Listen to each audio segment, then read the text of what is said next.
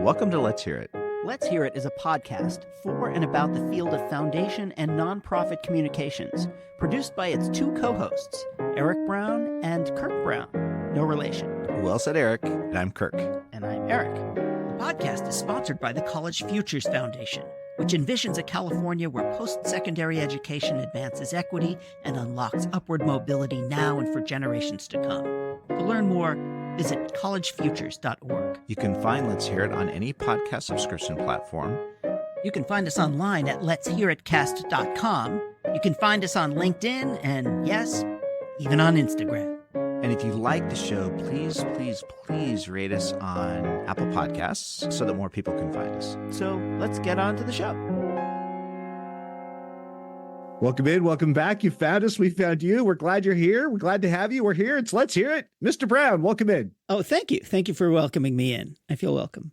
You should be welcome because let me start from the get-go. We're going to talk a lot about what's funny today, but you and I are not going to be funny. And we're not even going to try. Let's just get that out of the room. I'm not funny. I just want to be funnier, but it's terrible because I'm really not that funny.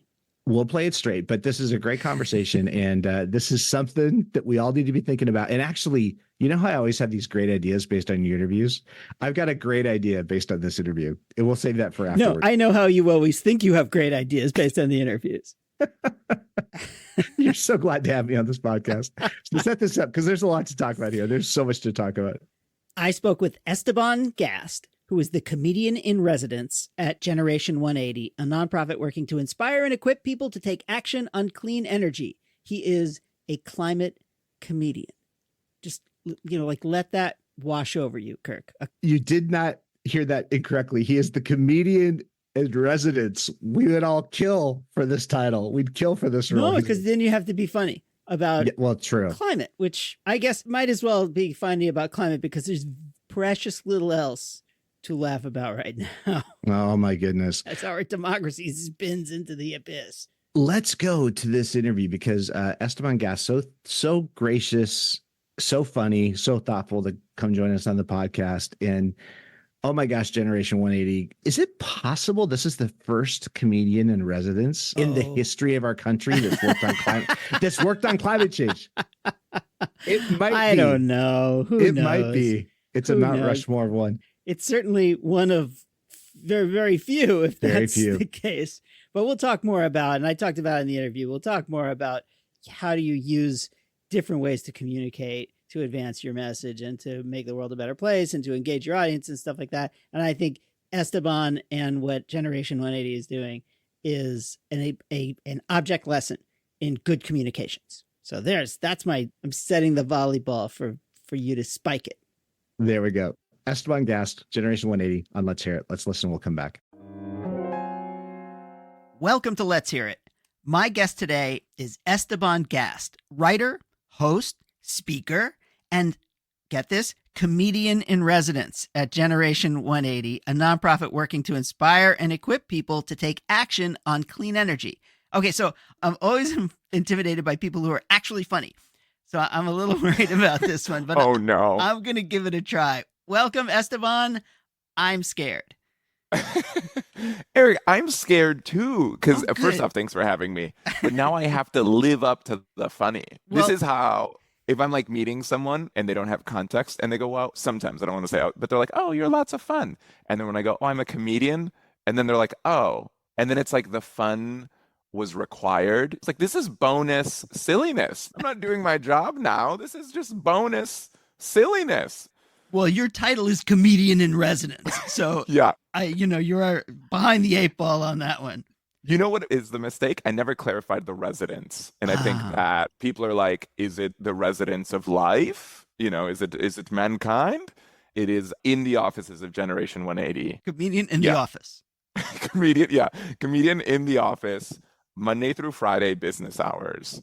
Or you could just be that guy who never stops making jokes. Yeah. They're like, things are getting pretty serious. And I'm like, just in back heckling. Absolutely. Like, hey, we're talking about climate here. This is the worst, boringest, most serious thing. Why do you keep making jokes? Yeah. All right. Well, so tell us a little bit about Generation 180. Most organizations that I've worked with did not have a comedian in residence. Oh, I thought it was I told them everyone had it, and then they believed me. Oh my, this is a shocking moment. No, it is amazing. I had worked with Generation 180 for a little bit. I had made some funny videos for them and loved them, loved their team. Like, they're doing all sorts of interesting things. The thing that I think about and connected with them is they're really doing what I think are like remarkably interesting things in climate communications and flipping the script and using culture as this tool to motivate. And I'm like, oh, I love it. You're speaking my language. But even outside of that, one of their programs that I tell everyone and I think about all the time is they're putting solar on schools, which helps lower the energy costs, which also there's education programming so kids learn about solar. Like, it just, like, I'm like, why isn't everyone doing that? If I were president, I would just be like, solar for schools. This is my one issue. And I feel like everyone would be like, absolutely. We have more money to pay teachers and kids get to learn. Anywho, so all that is to say, I love what Generation 180 is doing. And I was working with them for a little, and I have to credit Wendy Filio, the executive director. She was like, hey, it'd be interesting to have you be involved a bit more. What would it look like to build out trainings?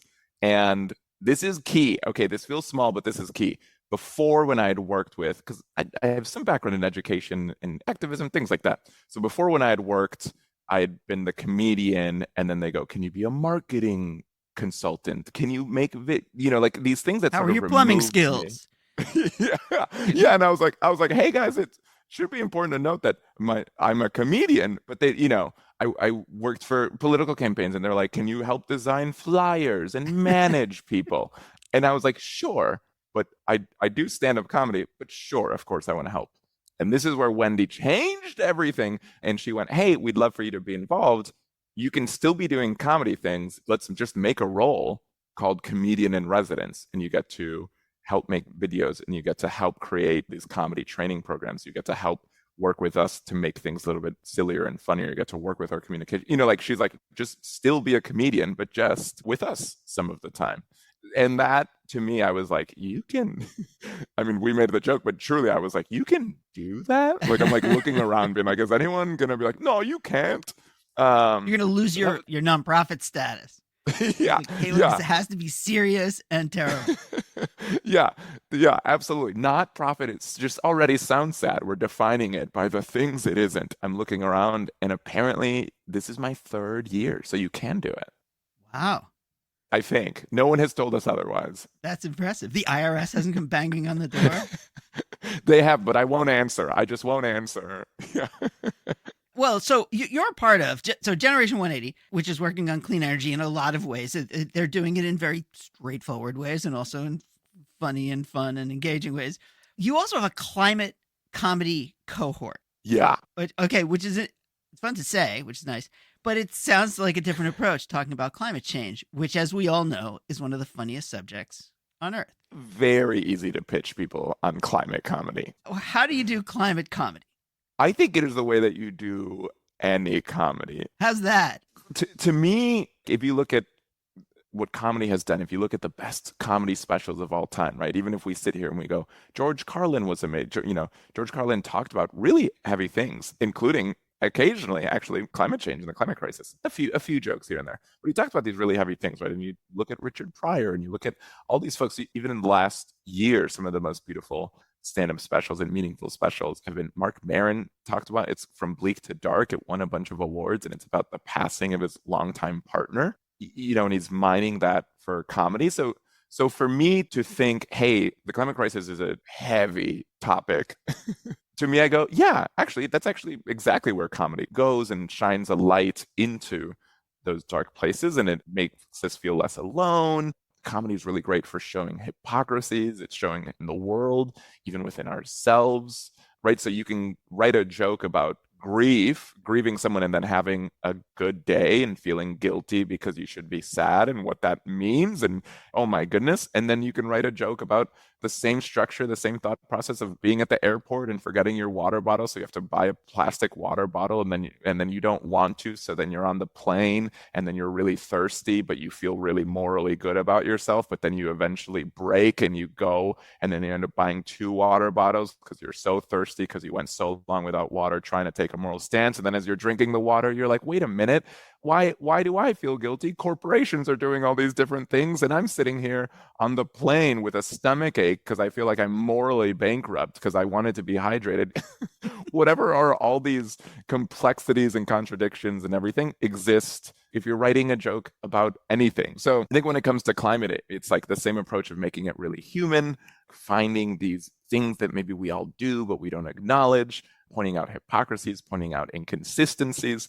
I think all those tools are really, really relevant for any topic, but particularly the topic that we're talking about now and that I'm really interested in the climate. That's funny. That's very funny. You know, you see comedians sitting around like, oh, that's funny. Yeah, no one laughs and they just go, that's funny. That's very funny. I'm dying. That is very funny. Yeah, I mean, you're quite right. What we're trying to do when we're communicating about anything that matters is to get people to relate to it. And it sounds like helping people laugh at their own foibles is at the middle of that. So what does the cohort itself do? What do you have, deploying comedians around the country and these kind of airdrop them? I've got a red phone and someone goes, comedian needed in Shreveport, Louisiana. And I go, they're on the way. Been to Shreveport. That's a tough room. I've done comedy in Shreveport. I'm huge in Shreveport, Eric. I should have said I'm Shreveport's favorite comedian. Self-described, and they would, by the way, not agree with this. Okay, so the cohort works with professional comedians, this small group. It's really amazing to be working with this handful of comedians who are at this really high level. They've got comedy specials, they've been on TV, they're doing these things. And what we do is we, one, do a lot of climate education, which I think is really, really big because I think the peer-to-peer learning in community model of learning around climate is so important because there's so much in climate and I love it. I read the nerdy books in the nerdy magazine and I'm also like fairly outgoing and I'm still scared to ask questions. I'm also like, are electric vehicle like batteries? You know, like a little timid. And I think a lot of people feel that way. And I don't think we're doing enough to like invite people in and be like, hey, by the way, ask us any question you want. And we still think you're a good person if you're asking us about whatever electric or these things, right? And let's talk about that. Let's bust the myths. Let's talk about who started some of these rumors. Let's talk about the reality of it. Let's compare. Let's have a really open, honest conversation about all these things. So I think that's really key. So we talk about climate and then we just do what comedians do. And we've seen, I live in LA and what we've seen in Hollywood, we do writer's room style where people go away and they have some time and they write jokes and they come and they share with a partner and then they share with a group and our ideas and the jokes become better and better and better. And then even to the last example I shared of these are the jokes, then the jokes, we encourage them to be about something. They get deeper, right? So for the joke about feeling guilty about a water bottle, it can be a funny story, but ultimately it's about how blame has been shifted to individuals. Oh, that's really interesting. How do we write 5 minutes on that instead of just one funny story? So I think we encourage comedians to go deeper, to find these compelling theses. So we're doing this as in these like period of time. And then we make videos, we do live shows. So we did a tour one year. We did videos with Comedy Central. We did videos with Yellow Dot, which is Adam McKay's company. So then we take this original comedy. Sometimes it's on a focus. Sometimes it's comedians can decide what they connect with. And we put it out in the world. And it's been really interesting and beautiful to see. I think comedians are a great bridge. I think someone might hear something from a comedian and they might not normally click on if it's a climate scientist. Good point. Yeah. And then they might go, oh, that's really interesting. I want to learn more. So I think we feel really excited about the comedy we're creating where people at the end go, oh, I want to learn more about that. Wait a minute. Heat pump. You just made heat pump jokes. Heat pumps are funny. Come on. I mean, yeah. The jokes write themselves. You can't kind of screw that one up. That was a gift from the comedy gods to have a heat pump rebates in the IRA. Thank you.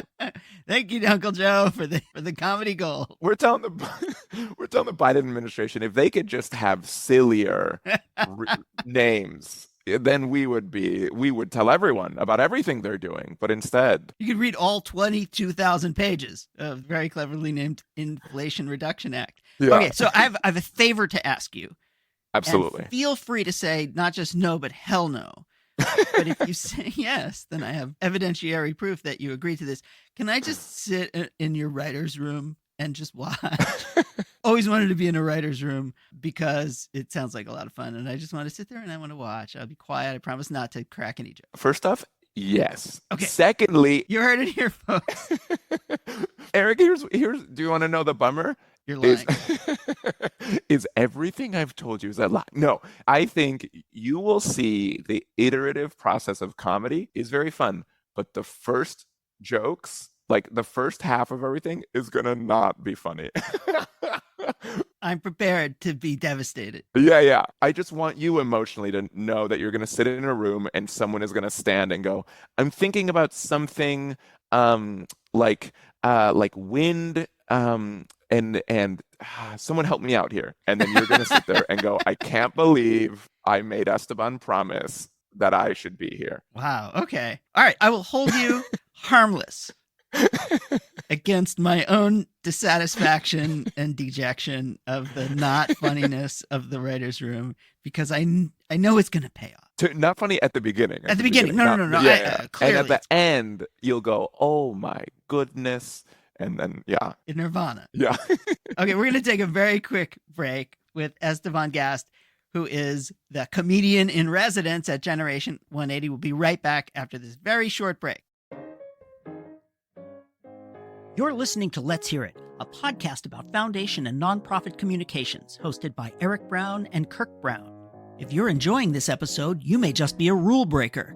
Tune in to Break Fake Rules, a new limited series podcast with Glenn Galich, CEO of the Stupsky Foundation.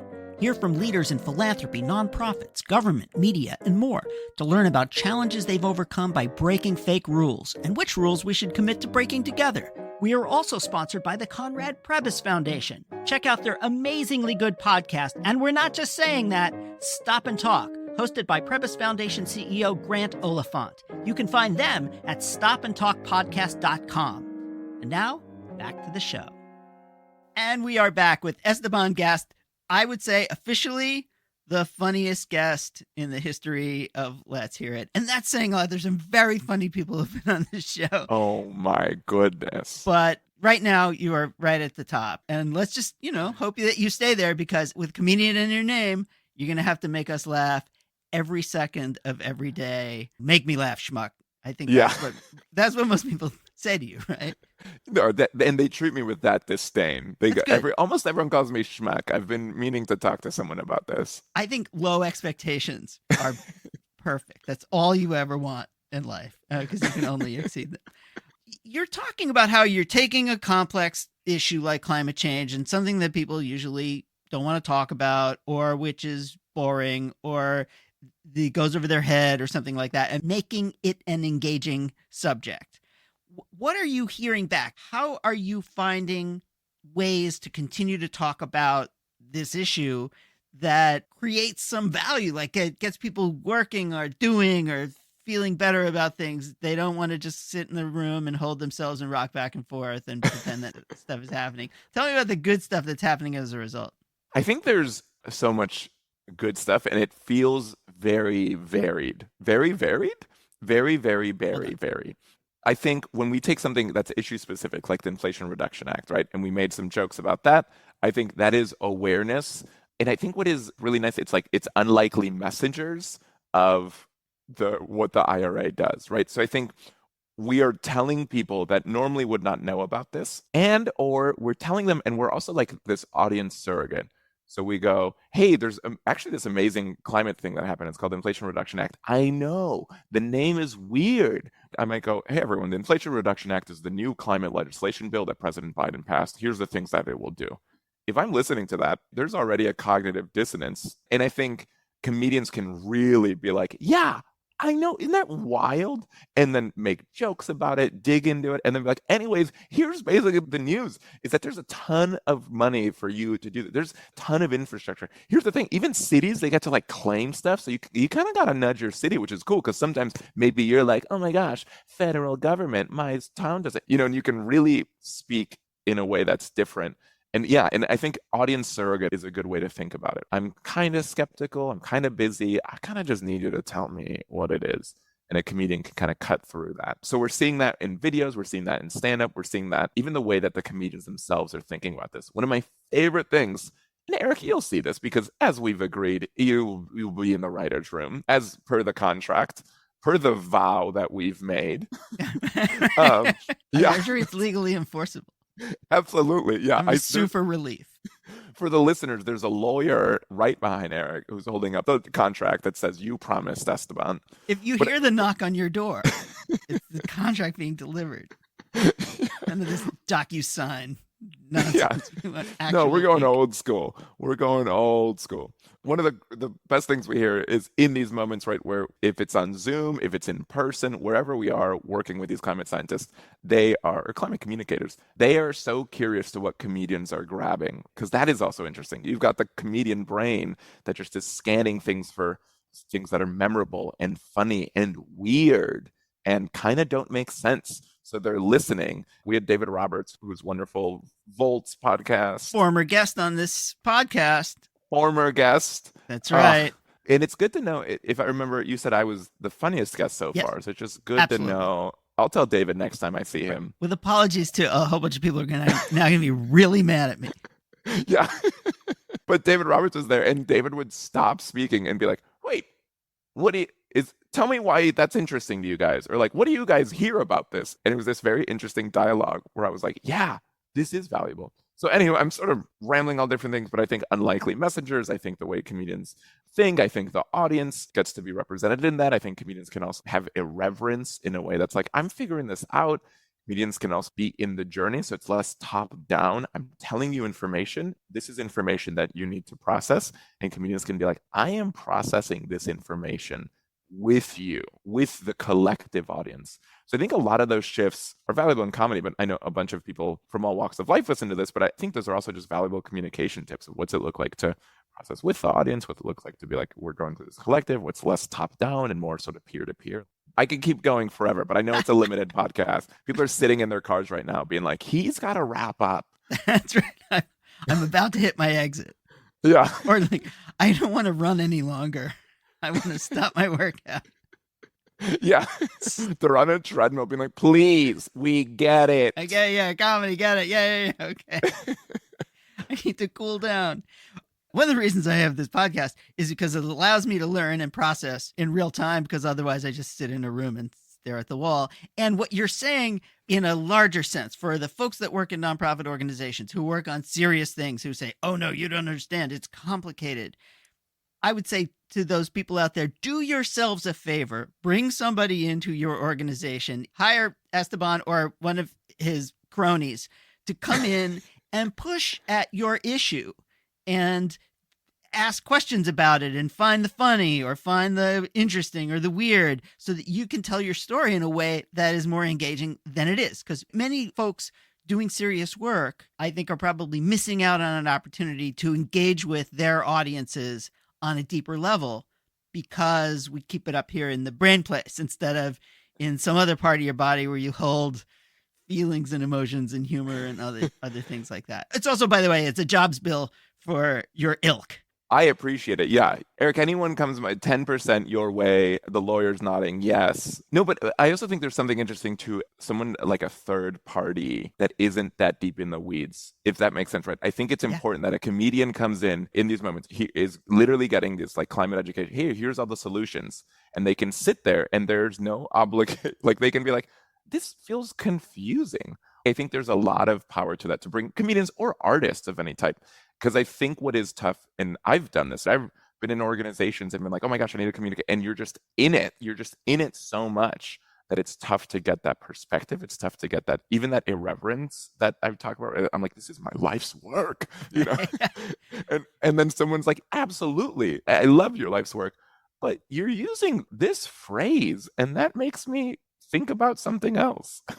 Well, I mean, people will constantly tell me, like, oh, Eric, you're dumbing down my life's work. I was like, no, I'm not dumbing it down. I'm making it interesting. I'm helping people to understand what your life's work is. And I think we have to bring those two things together whenever possible. Yes, these are important issues, but if you can't talk about them in ways that people can relate to, they're not going to relate, and they're going to just go on like back to whatever it is they're doing, back to their coffee or something else. And bringing people together for a common good, that's the point. And getting the thing done that you want to get done seems to me to be the point. And how you get there is it's up for grabs. And I just think what you're doing is so interesting and so much fun. Obviously, your climate comedy cohort, that's what it is. Are these people with climate engagement before, or are you now converting the regular comedians into climate advocates? Good question. Finally. Yeah. A good question. Good question. I knew it would happen eventually. Here we are. No. We are very thoughtful about the way that we think about this, right? So Generation 180, the partners, the climate comedy cohort, Generation 180 that we talked about, amazing clean energy nonprofit. That's where I'm comedian in residence. And then our partners are American University, specifically for the climate comedy cohort, right? So Gen 180 does other comedy culture stuff outside of that. But for the climate comedy cohort, it's American University Center for Media and Social Impact. And they've actually got this program called Good Laugh, which is all about comedy and social issues. If you're like, even if you're sitting and you're like, listening, you're like, climate, it's like they're taking on every issue. I mean, hemorrhoids. Yeah, it's amazing. Gastric distress. And they've got research on it right there at a university. So the leader of that, the director of that, Dr. Kitty Borum, she wrote this book called Revolution Will Be Hilarious, all about how a lot of change, like social and systemic change, happens through the lens of comedy. Anywho, really good stuff. So together we think about this, and I think it helps to have people who are climate curious, is what we say. People who are curious and willing to learn.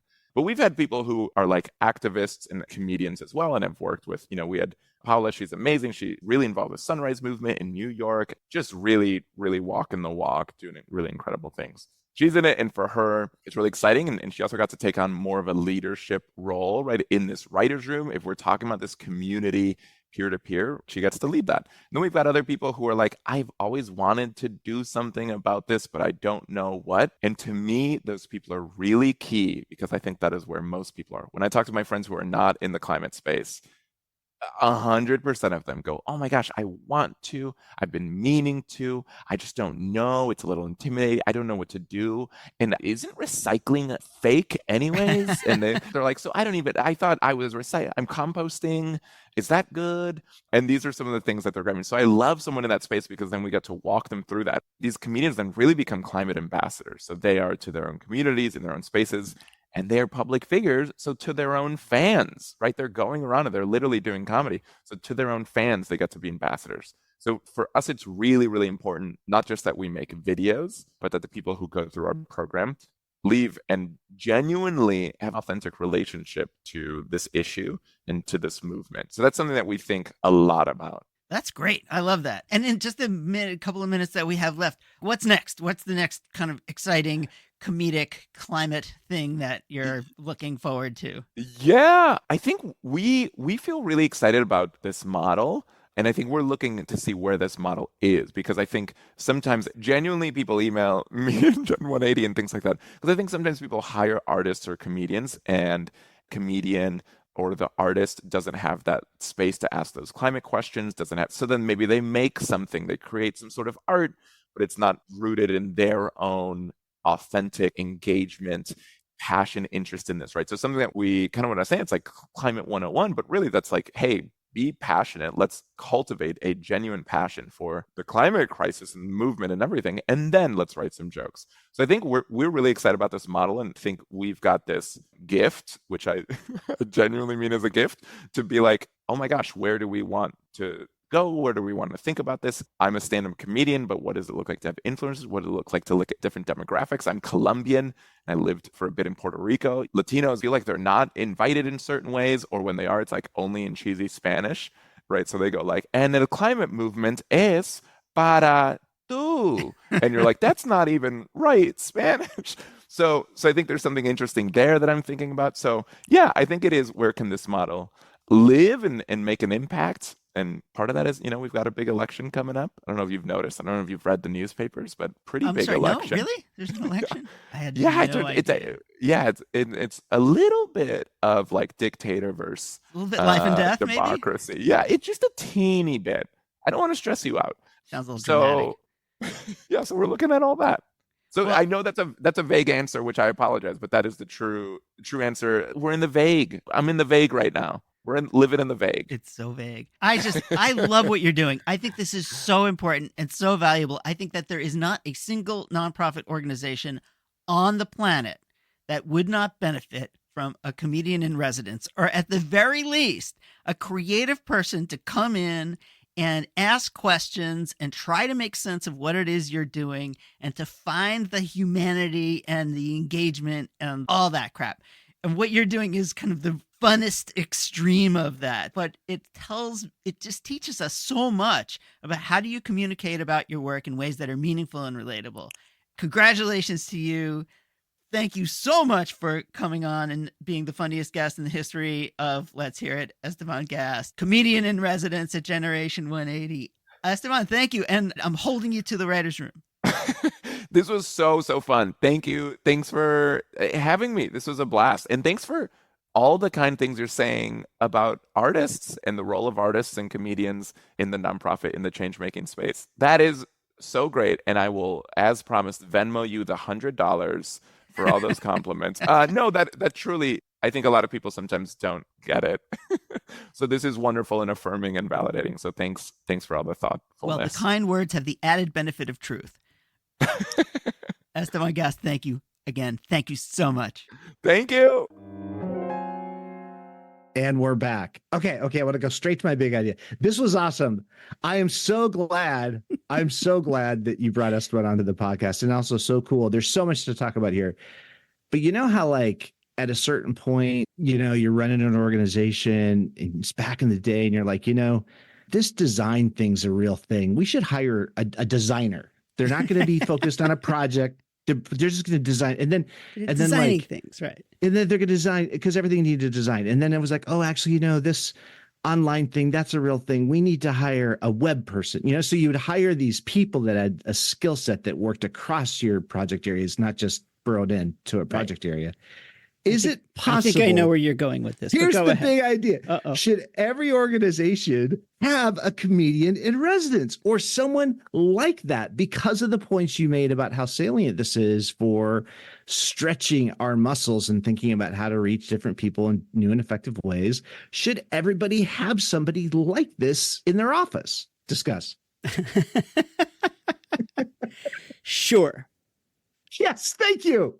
There we go. Thank you. That was a great conversation, Kirk. Absolutely. Well, the point I was making with Esteban is that when you bring people in who say, wait a minute, I don't understand what you're saying. Right. And people like me won't understand what you're saying. Oh, and by the way, it's boring. Or I know what the science is. You don't have to tell me that for the 99th time that the climate is changing. I get that. But the question is, how do I talk about it to my kids or other people that I know or with whom I work, that kind of thing. How do I make this a useful and interesting and, God forbid, fun topic? And that's what he's doing. He's bringing the funny in and the fun in and helping to translate some of these complicated concepts into things that regular, normal people who don't want to hear it's complicated can understand. And that, I think, is beautiful. And whether you do it as a comedian or you do it as something else, heck, could be a cartoonist. It could be a interpretive dance. I don't know. But I think what he's doing is great. And I think that, that they're barnstorming around the country and doing comedy shows. Fabulous. Love it. I'm tickled pink, over the moon. I could go on. Well, any skill set that requires us to hone that muscle that gets us out in a new and different way, you're right. Like, we can use all of that capacity. I have to say, though, could you imagine walking into any program officer's office? So let's assume that Generation 180 is largely funded by Foundation and other philanthropic resources. And you're going to walk in, you're like, we've got a big idea. We're going to hire a comedian. And can you imagine? I mean, we have been on this podcast talking about, well, it used to be that people would call you the day before the report was done. And They wanted a press conference. Like that was the big idea. Now we're going all the way to, you're going to walk in, you're going to say, look, we've gotten so thoughtful. We're so reflective about how we're trying to position this stuff and get it into the mainstream conversation. We're going to hire a comedian. Who's taking that meeting? Who's taking that meeting? Get the hell out of my office. And to like, don't let the doorknob hit you on the tuchus on the way out. Out. I don't want any comedians in here. It's terrible enough as it is. These people dumbing down my stuff. It's so complicated. Well, isn't that great? He invited you into the writer's room and he was like, you have to remember, you can come into the writer's room, but it's going to be terrible. The first few hours are just awful in a writer's room. I can't wait. My kingdom for the writer's room. I can't wait. So Esteban, if you're listening, I'm going to give you a call because I want to know when I can come down and sit in the writer's room. I'm working on some material. Well, can we come back to you've touched on this briefly, but we've had different discussions on this podcast about bridging and the importance of building bridges.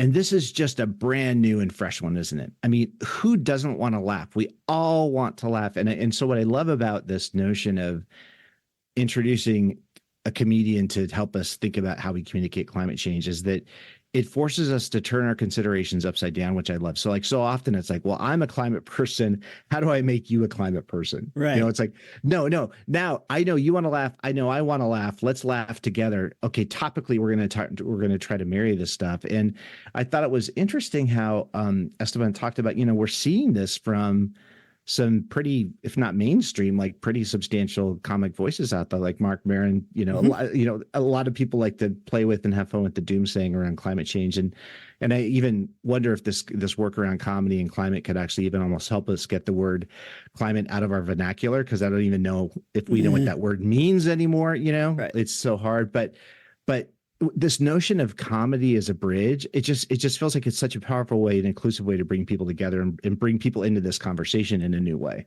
Yes, I totally agree. It's one of the art forms that it gets beyond your brain stem, and I think I was watching a play where somebody was saying that, laughter is one of these things that is inexplicable. There's no kind of gene for laughter. There's no thing that you can understand. It's an involuntary reaction. And that's really cool. It's one of these things we just don't know what makes it funny other than that it's funny. Right. It's just whatever's funny. It's magical. Yeah. It's truly magic. It's truly magic. Or you see a child, you see a baby that can't even speak. And they see something that's actually funny and they laugh and you go, whoa, the brain is so weird. But in another way of thinking about it is that you get to go around all of our very, very esoteric or very intellectual brainy brain stuff and get to some kind of inexplicable emotion and connect with somebody on a different level than usual, in which whatever you make your 7 points and you show your 99 slides and all your 47 graphs and people go, they nod nicely and they go out of the room and they're like, I can't remember any of that stuff. So this is a way that you can have this emotional connection with folks. It's so visceral, and it feels like it's an extension. Like we're just completely addicted to experience around here in my shop these days, because we're watching the entire social landscape collapse, and it's like you just need to create experience. We need to create real lived experiences with all the stuff that we're trying to promote, and this feels like it's such a visceral and powerful way to connect with people. But the other piece of it too is, are we going to doomsay our way to solutions on climate change? And I think we've all decided maybe not. That screaming about the sky is falling, like we need to understand the horrific consequences of the situation that we're creating. And at the same time, if we're just convincing all of us that this is not going to go well, get under a rock, it's just not going to work for us. And so the notion of bringing some literally comic relief to this conversation, it feels like it also not only bridges to different audiences, but creates ways for people to open up their brains to, actually, this isn't just going to be a total catastrophe that takes us all away, that there's actually something maybe that I can do here. So I love the fact that he's sitting at Generation 180 in the context of this organization that's promoting clean energy and solutions. That just, that connection just seems like it's really great. Yeah, because who wants to have another bummer of a conversation? I mean, please, it's tough enough. And so if there's, hey, look, I had a conversation with somebody and it was engaging and it was fun and I laughed a little bit. I didn't feel quite so horrible. I like those people. I'm happy they're there. This is good. It talks people off the ledge, whatever it takes to engage on a topic that is really important We all need to figure this stuff out. But people are really tired, really, really, really tired of bad news. And well, that's the other thing about Generation 180, which is a really interesting organization helping people to make their own choices as consumers and as individuals and as advocates to advance clean energy. As Esteban was talking about doing solar schools and solar school buses, electric school buses and things like that. Like, these are practical things that make people's lives better, and they can do them, and you can see it. It's highly tangible. And that kind of stuff is kind of solutions based, and it allows individuals to actually do something. And because so much of what we see out there are like, oh my God, where are we going and what are we doing in this handbasket? And there's nothing I can do about it. I feel totally powerless. And so I think that's with the zeitgeist of the organization, which is that this is about engaging people and making them feel good about their decisions or the things that they have to offer, and kind of have a little fun as they go. So all this stuff is of a piece. It doesn't surprise me in the least that they would have a comedian in resonance, for example. It's not the only thing they do, but it's a perfect example of how do we engage new audiences in ways that will be interesting and bring them in and want them and give them the opportunity to do more. So they have people who are electric car ambassadors, for example. So anyone asks them about their car, they pull out all this stuff and like, here's what it is, and here's why it's fun, and here's why I love it, and I haven't been to the gas station in 2 years, and all that stuff. So more opportunities to talk with other people about things that matter and help them engage in a way that's fun and interesting.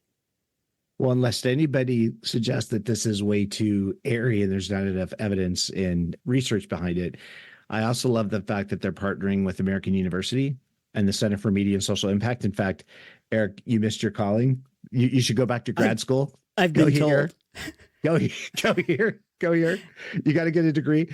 But so our good friends at the Communications Network, guess what? They've done a webinar together. I know. How to use comedy for social change. Imagine How great is that? I love it. And the Good Laugh Initiative. So if anybody's out there with a fair degree of skepticism, and it's fair, we should also be skeptical. If anybody's wondering, well, what's the evidence behind this? Just go to our colleagues at the Center for Media and Social Impact at American University and just look at the evidence they're accumulating for this kind of work. And of course, intuitively, we kind of get it. Intuitively, like, hey, yeah, we think this is going to make sense. And yet at the same time, this is really brave stuff. I mean, again, I go back to my thing. How many people would have been laughed out of the room had they walked into your office or any foundation office and said, hey, we need to start hiring comedians?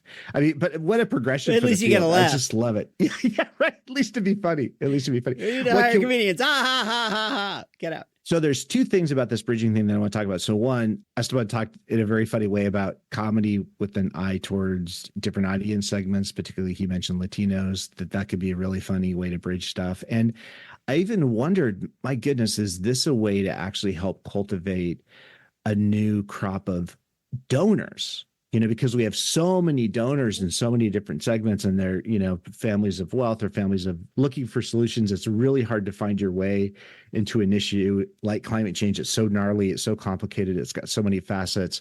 And could something around comedy and just softening and making this whole experience more engaging and more fun, could that actually be a way to unlock new kinds of philanthropy? And I bring that up because we know that that's a big need, right? We're like, hey, 2% of global philanthropy is going to this issue, which threatens to take us all down. How do we move the needle on that? But again, could you imagine going into one of the major multi-party donation strategy, like the $1 billion entities, and be like, hey, I know how you're going to get your next $1 billion. Let's hire some comedians and have them workshop some stuff in the writer's room. But what do you think about that? I don't know. I haven't met a lot. I've met my share, I guess, of very wealthy people over the years and working in philanthropy. They're not always that funny. Nah. They don't seem to laugh a lot. So maybe, if we can unlock that special maybe it's what they thing need inside them that would allow them to kind of like, right. let it loose. But I don't know. It'd be a nice challenge. That's for sure. Well, make the rich guy laugh. See if you can do it. Esteban, your bravery, your willingness to be out here in the field doing the work in this way, it reminds me of some of the early, we think about the early stuff that used to be so innovative. And again, it was so scary. It's like even this unlikely messengers thing, let's work with people that don't typically look like they should be advocating for the kinds of social purpose concern stuff that we care about. And this is such an interesting and important extension of that. So, oh my gosh, Esteban, what a great conversation. And Eric, thank you for bringing Esteban on the podcast. That was awesome. I'm so glad you found him. You are very welcome. Esteban is brave. He's like the person who ate the first oyster. There you go, Esteban. And so before we go, I want to do a shout out to Eric's false promise. He's going to take you out to dinner at ComNet. He's claiming he's going to take you out to dinner at Communications Network if you send over a great question we should ask to an actual person we could actually interview on the podcast, right. not a fictitious person. Best question keep them coming. To a potential legitimate interviewee gets dinner at the Savoy Grill in Kansas City during ComNet. So I'm waiting for the flood of questions to begin hitting our inbox. I don't trust for a second this is going to actually happen. So send it in, send the questions in, and force Eric to pony up for dinner at the Savoy, because that would be I'm going by myself. I'll sit there quietly, eat my steak, and feel bad about cows and the climate. Oh my goodness. Well, Esteban Gast, Generation 180, thank you so much for all the work you're doing. Thanks for joining us on Let's Hear It. And Eric, thank you. That was another great conversation. Well, thank you, Kirk. Good luck to us all. There we go. Okay, everybody, that's it for this episode. Please let us know if you have any thoughts about what you heard today or people we should have on this show, and that definitely includes yourself. And we'd like to thank our indefatigable producer, Harper Brown, John Ali, the tuneful and inspiring composer of our theme music, our sponsor, the Lumina Foundation. And please check out Lumina's terrific podcast, Today's Students, Tomorrow's Talent, and you can find that at luminafoundation.org. We certainly thank today's guest, and of course, all of you. And most importantly, thank you, Mr. Brown. Oh, no. Thank you, Mr. Brown. Okay, everybody. Until next time.